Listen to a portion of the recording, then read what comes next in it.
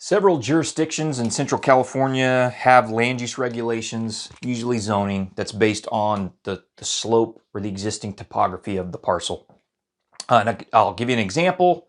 So the zoning regs might say something like, if your slope is 8% or less, then your minimum lot size is half an acre. If your slope is 9% or greater, then the minimum lot size is 2 acres. So that's an example of the kind of regulation I'm talking about. So, you know, I'm not sure what the goal of those regulations are. Sometimes I think it's to protect, habitat in the hills and mountains. At other times, I think it's because agencies are worried about people building in rugged terrain. Or maybe it's both.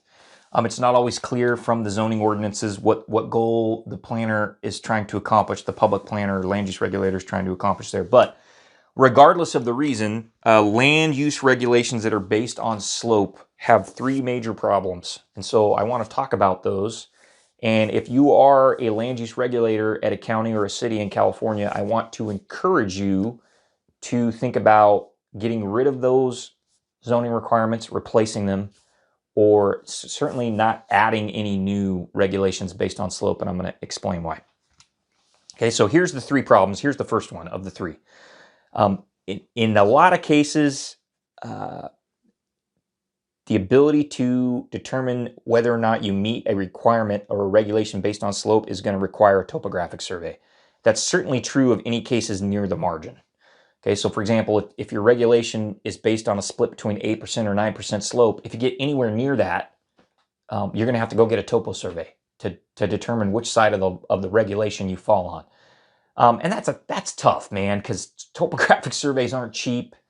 And you're imposing a pretty significant cost on your citizens just to determine where they're going to land on a particular regulation. And so that's expensive, and that's one of the main reasons why I don't like them.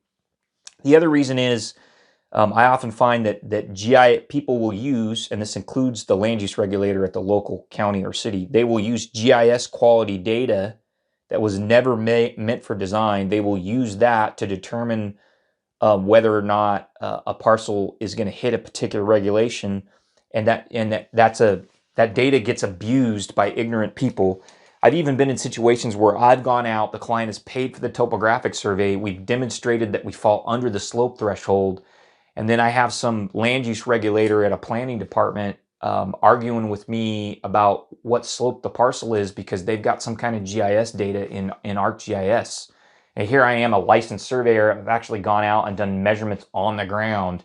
And I got to have this argument, right? And that happens a lot. And in some cases, I've had to go all the way up to the public works director, or I've had to go and talk to the city council member of my client to try and get those people at the planning counter to be reasonable, right? And so that's one of the reasons I don't like that. In a lot of cases, you have to pay for a survey to figure out if the regulation applies or how it applies. And then even after you paid for a survey, sometimes because this low quality GIS data is available, you still got to have an argument with the local land use regulator.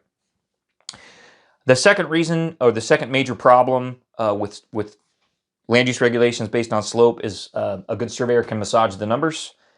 So it's not a bright, clear line like a lot of planners think.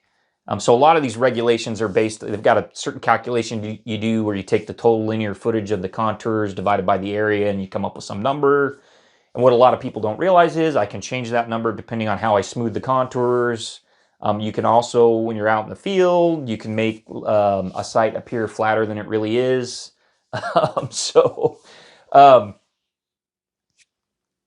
I'm not saying that I would ever be dishonest in that way or that another licensed surveyor would be dishonest in that way. What I'm saying is the numbers can be massaged. It's not always black and white. And so if you're drawing a line, a major difference in land use regulation, like the example I gave you about the difference between a half-acre minimum lot size and a 2-acre minimum lot size, you're going to give the surveyor, the private surveyor, a very strong incentive to make sure the numbers work out in the client's favor. So it's not always black and white. That's another reason I don't like it. The third major problem I have with land use regulations based on slope is I just think there's a better way to accomplish the underlying goal of the regulation.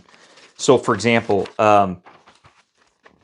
if you're worried about sensitive habitat in the mountains or the hills, delineate that habitat on a zoning map and use that instead. If you're worried about people building in rugged terrain, implement standards in design review or publish design standards. Grab people when they're going through the building permit process. There's other ways to accomplish what you're trying to do than with a land use regulation based on slope. So ask yourself, why do we have this land use regulation based on slope? What's the underlying reason? And then figure out a better way to address that underlying reason in either your land use regulations or your regulations for development of the site as part of the design and building permit process.